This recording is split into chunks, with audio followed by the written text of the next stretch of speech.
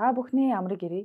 Цагдаагийн байгууллагаас өнгөрсөн 7 хоногт шалгаж чадварсан гэмт хэрэг зөрчлийн тоо мэдээллийг хүргэе. Цагдаагийн байгууллагаас энэ оны эхний 10 сарын байдлаар 99,430 хэрэгт мөрдөн шалгах ажиллагааг явуулж, өнгөрсөн 7 хоногт 490 хэргийг шүүхэд шилжүүлэх саналтай прокурорын байгууллага шилжүүллээ.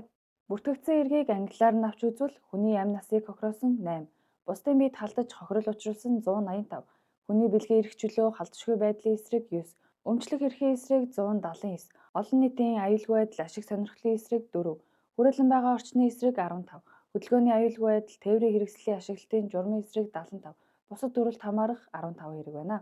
Өнгөрсөн 7 хоногт цагдаагийн байгууллагт зөрчлийн шинжтэй 152,181 гомдол мэдээлэл бүртгэгдэж, 152,413 иргэний үйлдэлд зөрчил шалган шийдвэрлэх ажиллагааг явуулж, нийт зөрчлийг шийдвэрлэсэн байна.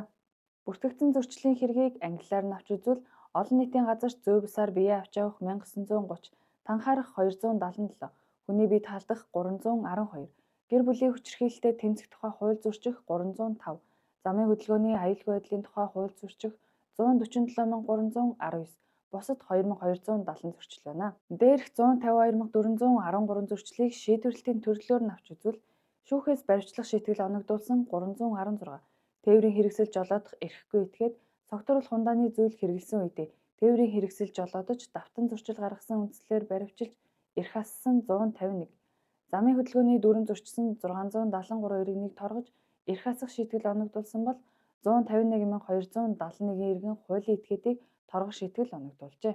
Мөн хүүхдийн эрхийг зөрчсөн 86 иргэнд 25 сая 300 мянган төгрөгийн торгуулийн шийтгэл оногдуулж, гэр бүлийн хүчирхийлэл үйлдсэн 228 иргэнийг шүүхээр 7-оос 30 хоног баривчлуулах саналыг хүргүүлж, 77 иргэнийг 9 сая 185 мянган төгрөгөөр торгох шийтгэл оногдуулж шийдвэрлэжээ.